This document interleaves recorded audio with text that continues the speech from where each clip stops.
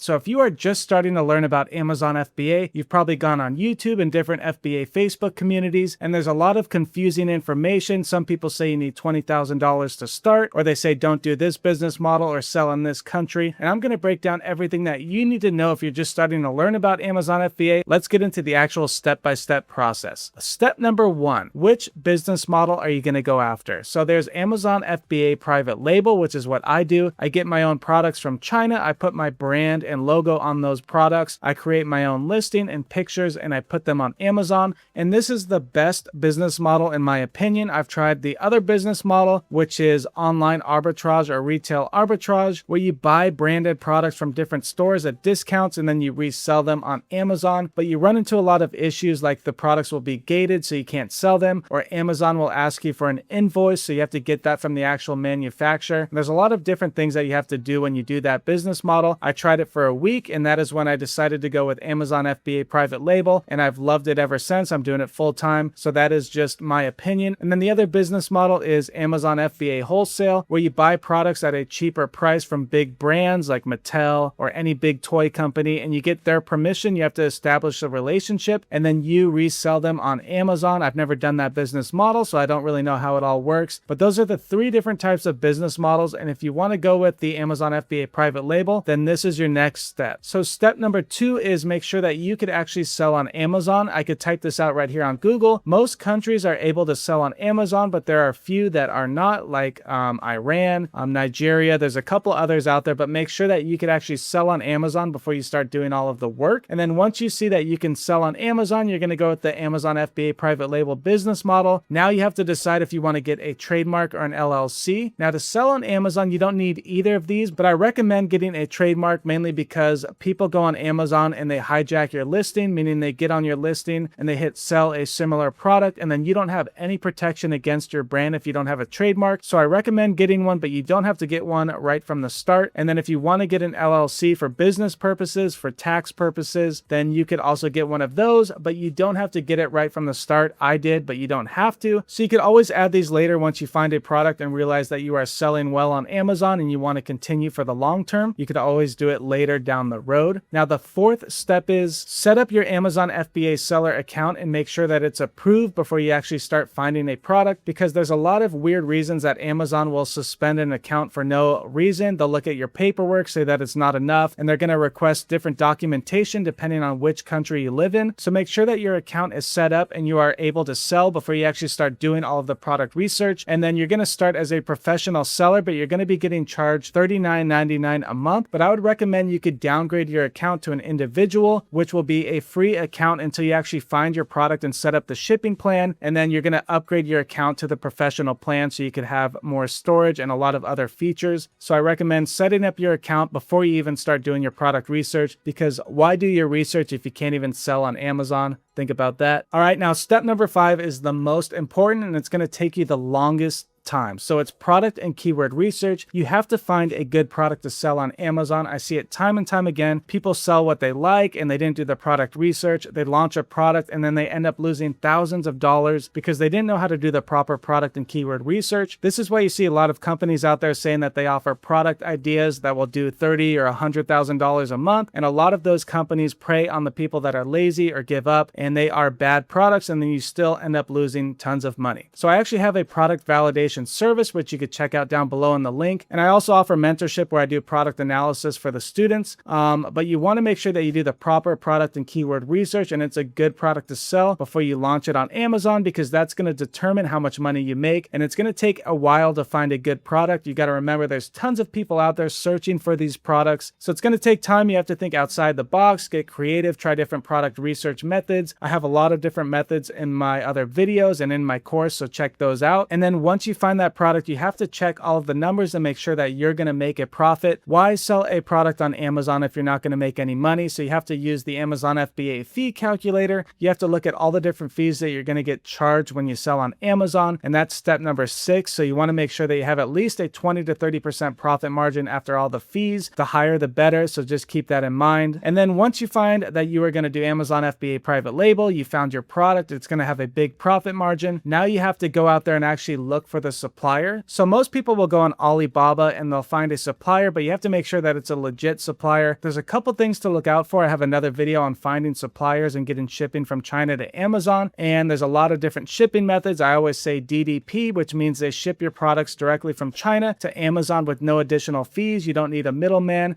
or you could get a freight forwarder. But again, I have other videos on that. And then once you find that supplier that you want to go with, that's going to lead into step number 8, which is get a sample from that supplier. You always want to get a sample in most cases because you want to see the quality of the product. And I recommend getting your brand name and logo printed on that sample, because when you set up your listing, Amazon requires to see a picture of that product with the brand on the packaging or the product itself. So that's a good idea to get your product printed on the sample. Even if you're not going to get it printed on all the other items, you want to have it on that sample, because you're going to have to submit that picture when you create your listing on Amazon, or you're going to get a brand error message 5665 where they're going to say they need to see that brand name on your product. So get the sample with your brand name printed on it so you could use it for that proof of your brand. And once you decide that you like the sample, the quality is great, that's going to lead into step number 9, which is when you place your order. Now, I always recommend start small because you don't know how well it's going to sell until you launch it. Helium 10 gives you a good idea, an estimated idea, but you don't know until you launch it. So you don't want to order 5,000 units and find out that it doesn't sell well, and then you're getting a ton of fees in Amazon storage fees. So I always say start out with about 200 to 500 units depending on what it is, and then you could always order more if you run out of stock. It's better to run out of stock than to have way too much inventory, because you'll end up paying way more in fees on that inventory that doesn't sell, and you're going to have a ton of inventory in your house if it doesn't sell. So always order less, and then you could order more when it comes down to it. And then after you place that order, you're going to pay 30% up front. You're going to use Alibaba Trade Assurance, which is an insurance on your payment. You could always get that money back if you pay with a credit card. And then once you place that order, you're going to start to create your optimized listing. Now, this is very important. This is where you put all of your keywords that you got from your keyword research. You want to have great pictures, so a customer is going to want to click on your listing. If you don't have anything right, like a picture looks bad or you don't have the keywords in your listing, then that is going to limit you on sales. No one's going to want to buy your product, and you're going to miss out on a ton of sales. I have another video on optimizing your listing if you want to check that out, but that is what you're going to be doing while your manufacturer is creating the products. And while you create your listing, you're going to have to get UPC barcodes or apply for a G10 exemption, which is the barcode that goes on the products, also known as an FN SKU once you get your UPC codes. I have a video on that, so I'm not going to get too detailed on that, but check out my other video on UPC codes. But that is the barcode that you need. And then after you have all of that set up, you're going to get all of the information from your supplier, like how many cartons, how many units are in each carton, the weight of the carton that all the units are in before they ship them. And then you're going to enter all of this information into your shipping plan, which is in your Seller Central account. And it's basically a detailed plan which shows Amazon how many units are coming to Amazon, the size, the weight, so they have an idea of what to expect before it arrives to their warehouse. And it gives you an idea of all of your fees that you're going to end up paying. So you want to get all that information, and then you have to send your supplier over the FN SKU and the carton labels. The FN SKU is the barcode sticker that goes onto each unit. It's the fulfillment network SKU. Amazon scans that in so you could track your inventory from the seller app, but you want to send those out to your supplier before they ship the products. They'll usually tell you when to send them over, and then they also need the carton labels, which is a label that's going to go on each carton before they send it over. It's going to say how many units are in each carton, and they have to stick those onto the boxes of all your units. And then once you send them over, they are going to ship your product depending on if you have a freight forwarder or your supplier ships them for you. And then this is where you're going to just work on your listing, create PPC campaigns, not on Amazon, but off of Amazon. Think about all of your keyword strategies, who you're going to target in ads, if you're going to get micro influencers on Instagram. I have more videos on these topics in my other videos on YouTube, so you can check those out. But this is where you're going to prepare for your launch, have all of your strategies ready, and you're going to get ready to go. You're going to have your listing completely set up. Everything's going to look great. And then once they arrive to Amazon, it's going to take a little time for them to scan everything in, depending on what time of year it is. But once they get scanned in, you're going to see your listing go live. And that's when you're going to start to launch your PPC campaigns. Now, a lot of people out there say that you can't run PPC until you have a lot of reviews, but that is not the truth. But I have another video on that about my PPC launch with no reviews. You could get good sales with no reviews. I've done it. Many of the students have done it. So don't listen to the people that say not to. But I recommend launching your PPC campaigns right from the start. And then you're also going to target your influencers, plan out your giveaways if you're going to give away any products for a refund. And you're going to do all of that after you launch your product. It goes live and you are in the game. Now, this is also known as the honeymoon period. People say that the algorithm favors new sellers for the first 2 weeks, so they get more sales and they could get ranked quicker. So this is a good time to get your product ranked, which is why you want to run PPC and do all your giveaways, get all your micro influencers to promote the products. And that is how you're going to get ranked the quickest and get the most sales right from the start. And then you could also look at the early reviewer program, which is Amazon's review program. And that is how you could get your initial reviews. And then there's a lot of other things you could do, like ads on Pinterest, Facebook, Instagram, a ton of different things you could do. But again, it's up to you on your budget and how you want to launch your product. And then after a couple weeks of running your PPC campaigns, you're going to want to go in there and start optimizing your PPC campaigns, see what customers are typing in to buy your product. You're going to look at the clicks, the ACoS, which is your advertising cost of sales. I know it seems really broad, but that is the basic part of optimizing your campaigns. You're going to download the reports. You're going to set up different campaigns and see what's working. And then you're going to continue to optimize your PPC campaigns throughout the process. With my mentorship program, I do 2 PPC campaign videos where I'm going to go in, I'm going to show you which keywords to target, how to fix certain things, adjust bids, and do all of that good stuff. And then Helium 10 has a PPC automation tool called Ads, which will help you adjust your bids and do all of that work for you. So it's a lot easier, but again, I'm getting off topic. And then that is basically it. You're going to want to monitor your PPC campaigns, continue to adjust anything that's wrong with your listing. If you're not getting clicks, you're going to want to make sure that your listing is optimized and you're indexed for certain keywords, which means when a customer types in a keyword, your listing is going to pop up and they can buy your product. But that is an overall step-by-step process from beginning to end. I know it probably seems pretty confusing at first because like when I started out, I was really confused on how the whole shipping went. But that is why I do offer a course if you want to check it out, or check out Helium 10's Freedom Ticket course. Don't spend tons of money on a course because you're probably overspending and you're getting taught from someone who has never sold on Amazon and you're paying thousands of dollars when you're going to need that money for your inventory, for PPC, and a ton of other things. All right, so if you haven't already, make sure to hit that like and subscribe button. Follow my FBA Facebook community, which is completely free. You can look at the link down below and check out all my other services if you need help with your own Amazon FBA business.